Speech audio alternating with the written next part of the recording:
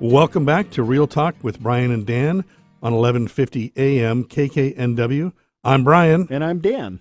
Our next guest is Greg Sommers-Herivel with Flying Gecko Productions. Hailing out of Seattle, Greg combines his background in science and film to create a unique perspective in his productions. He has been producing and directing projects since 2003. His most recent production, Divine Shadow, a 14-episode web series, has won several awards, including Best Director, Best Web Series.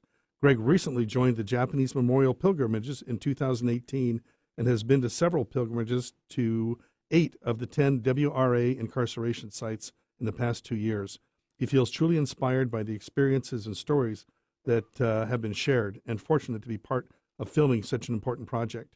Greg is passionate about empowering others. This can be seen in his filmmaking on and off screen as well as his other pursuits. When he is not filming, he teaches traditional Hayashi-Ha Shito-Ryu karate at the Northwest School of Karate. He uses this discipline to serve those who have experienced domestic abuse or sexual assault. Let's welcome Greg to the show. So, Greg, yes. Tell us, what do you do when you're not doing all that other stuff? Do you have time for hobbies? No, not really. You don't, yeah? Yeah, well, I feel blessed that my hobbies are my jobs, basically. Right on. It's, I watch science fiction all the time because I like to watch movies, and so I get to produce those things. And there you go. What do they say? Find something you love to do for a living and never work a day in your life. That's right. Yeah. And we got 2 people like that in here today. Well, 4, right? 4. Brian and I both. That's right. And I think that's overwhelming. But then let's change that question a little bit. And when you're not doing those things, are there places you like to visit around Seattle?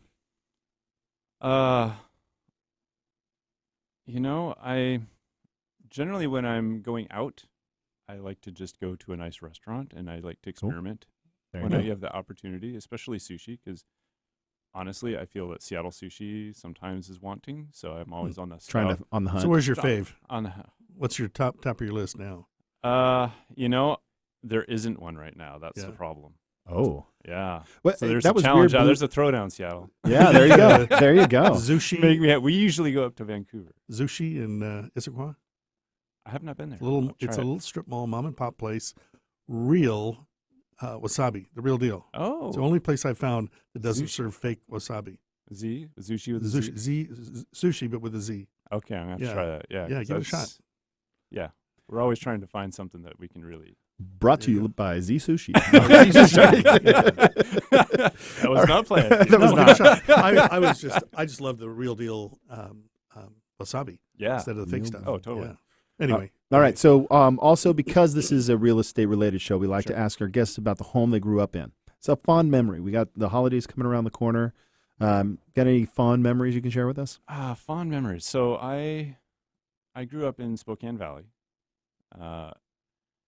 And I think probably what I really enjoyed about that is next to our house, there was this kind of alleyway that was just overgrown with like tumbleweeds and things like that. And so I'd always go out there and like make these tumbleweed forts. Oh, funny. And I don't know, as a kid, I just loved doing that. Like, I'd hide in there like no one can see me. Yeah, that's good. That's funny. Tumbleweed forts. Yeah, so that was kind of my thing. I love to do stuff like that. That's awesome. So what is Flying Gecko Productions? Flying Gecko Productions is a full-service production house. So basically, if you have an idea for a video, we can make it happen. If you need script writing, basically from beginning to end, we can do the whole thing. Script writing, pre-production, production, post, and then all the editing and post. Okay, so give me a scope of the projects that you can do. So probably, I guess, our smallest would be, we have what's called Video by the Hour. So basically, it's for people to do video blogs who don't want to do it themselves. Gotcha. Because that can be kind of a pain. Not everyone wants to learn the technical aspects of it. So we just go in for an hour, set up, bang out, 3 or 4. Kind of depends on the person. I have a personal organizer who can do like 16 in an hour. It's amazing. She's a machine. So you have a studio? Usually I do it on site. Oh, okay. So on site, you set up a thing, take an hour. Yeah. Cut a bunch of stuff, and then the production company also edits that and produces so usually, for a video blog, we're not really doing a lot of editing. It's really just kind of chopping off the ends, and then we put in some graphics and whatnot to make it branded. Okay. And then just throw that up. So that's the small end. What's the other end? On the other end, so you mentioned before, Divine Shadow. That's a web series we produced. Mhm. It's 14 episodes. Each episode's about 12 minutes long. So that took us 6 months of production. Hmm. It was an amazing project. I think we had over 150 people involved in that project. So How can somebody find that? they can find it on, if they go to divineshadowseries.com. Okay. That'll lead them to I've got to look where at it's that. being hosted. Yeah. Yeah, it combines all my loves, right? It's a martial arts drama. Awesome. A teen girl mysteriously develops superhuman strength while protecting her sister, and then finds herself imperiled in a secret battle of good versus evil. Nice. Yeah, There you go. she got her black belt 6 months before we started filming, so Oh. the fight scenes are pretty sweet. Pretty good. Cool. Awesome. So why does a business owner need video? Well, it's the 21st century, Good so point. Yeah. Obvious question. clay tablets don't work anymore to get your No, message out yeah. there. So we all got to be doing video.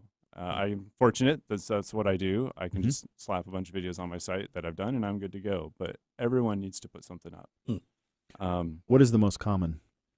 The most common are either the video blog or the video testimonial. Oh, okay. And I think both of those are valuable and have their own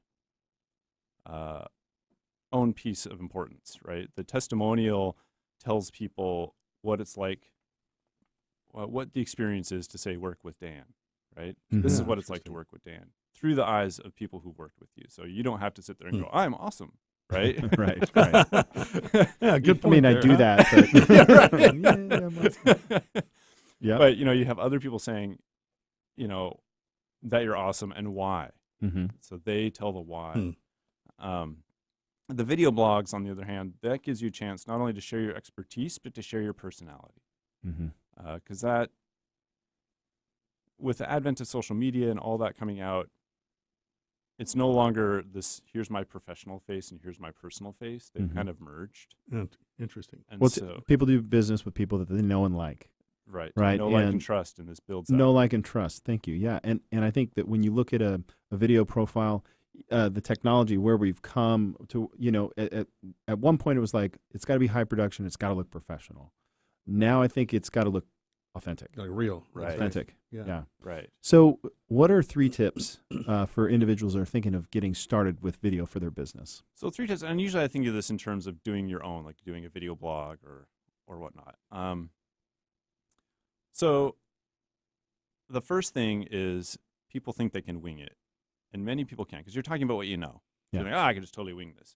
The problem is the second you get in front of that camera, you're now visualizing That. 1 million people watching you. Yeah.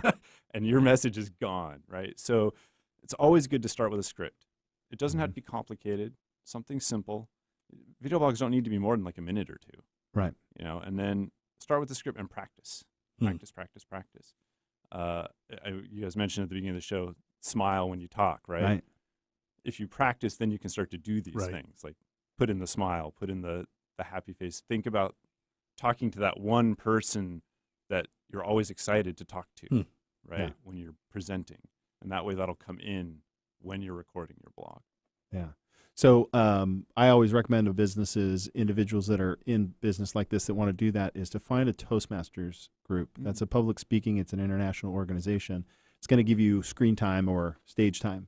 And essentially it takes that time on task over time to get comfortable, because Right. it's different. You flip on the switch and Yeah. wow. Your brain shuts down. Yeah. I mean, even when I do video blogs, so I have a small series on how to feel comfortable in front of camera. I had a producer come in Mhm. just to work with me so that I wouldn't have to sit there and try to think of all this on my own and present just on my own. And sometimes it's authentic to fail forward. I mean, we don't do this show perfect all the time. I know people might think that on other things. Oh, yeah. So Always. So what makes a captivating or compelling video? I would say the number one thing is passion. Hmm. People want to know why you do what you do, right? And if they understand your why and connect with it, a lot of people, I think they want to be like, I can work with anybody and everybody. And it's true, but there's still an optimum. And what that's going to be is personality, yeah, right? I mean, we all know there's a lot of realtors out there. there's a few. There's a few. Right? So why are they going to choose to work with you? And it's like, okay, well, hey, I do CrossFit too, so we can, nerd out while we're Nerd looking out, at houses, yeah. right? Whatever it is, whatever small detail it is, that personal connection Yeah. So if you can tell them the passion and you can tell them the why, they're going to want to work with you. So how does your process work? How's my process work? So usually we do an intake where we just get together. We talk about, what are you trying to accomplish with the video? I ask you some questions about, who's your audience? And similar questions we're asking here, honestly. Mm-hmm. Trying to drill down to what is that fundamental why that we want to put into this video. Excellent. So what differentiates Flying Gecko? How do you stand out from the competition? Yeah, I always struggle with that question, and that's because I have a lot of colleagues I have a lot of respect for, and I feel like we're all just a little bit different, but I think we're all qualified. Mm-hmm. So that's always been a very difficult question for me. But I would say what the feedback I've received from people that I've worked with is where I really come in strong is being able to help people feel relaxed and comfortable in front of camera so they can open up, especially for things like testimonials and interviews. Share that passion. Yeah, they can get to that emotional space instead of like, there's a camera and I'm scared. Yeah, absolutely. Now, one of the things we have some time here, and I wanted to dig into this as a separate topic, but you had mentioned that you recently joined the Japanese Memorial Pilgrimages. Yes. So why did you do that? Why is it important to you? Such a great question. And you're basically creating video content for the journeys? Is that? Yeah, so basically my producer, she and a friend of hers founded this Japanese American Memorial Pilgrimages. So not everyone knows that in World War II, Japanese Americans on the West Coast were basically shipped and incarcerated into these camps. Lost everything, most of them. Right. Some of them did not. So it's a very important part of our history that needs to be shared. And they're still alive to share the stories. So while they're still alive, we document it while you can. Yeah, exactly. Yeah. And there were some great stories. Some are really dark, and one gentleman that we encountered at Jerome Roar in Arkansas, he didn't remember this until he went to the pilgrimage. And this is why we do it at the pilgrimage, because it sparks memories. He was like telling us a story where he stumbled across someone who had committed suicide. Oh, right. wow. I mean, that's of course the dark side of it. Mm-hmm. And then there's another one of this kid. He was 5 when he was in the camp, and they had guard towers and everything. And it's the middle of the night, and he has to go to the bathroom. So he comes out of his barracks and he starts running over there, and the spotlight shines on him. And he looks up and he sees him, and he thinks they're lighting his way. So he waves and smiles. He's like, "Oh, good," and just saunters on to the bathroom, right? Because he's 5. He doesn't know.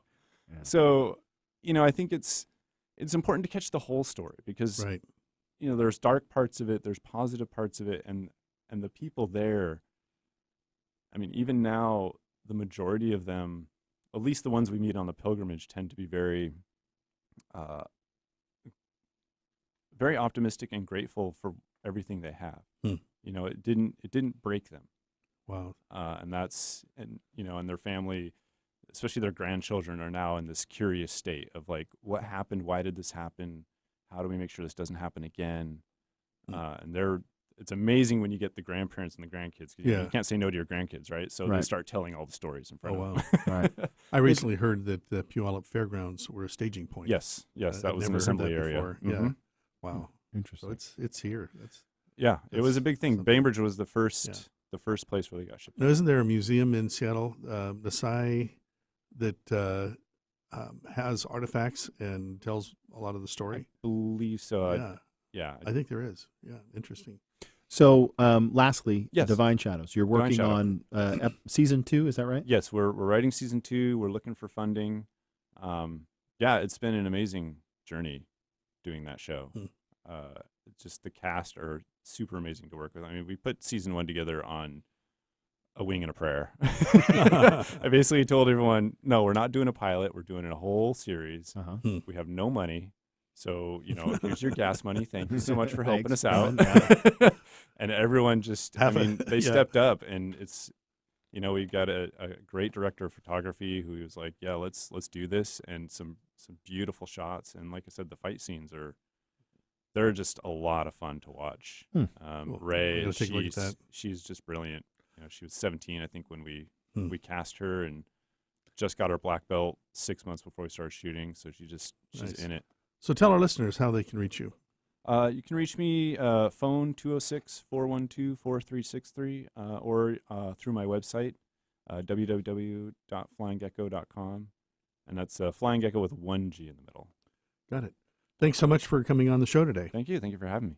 Remember that this and other segments of our show are available to watch at your YouTube channel. Subscribe to our YouTube channel at the Eastside Real Estate Team. If you're interested in learning more from these or future guests, join us after the break for some final thoughts and something fun to do this holiday. We'll be right back.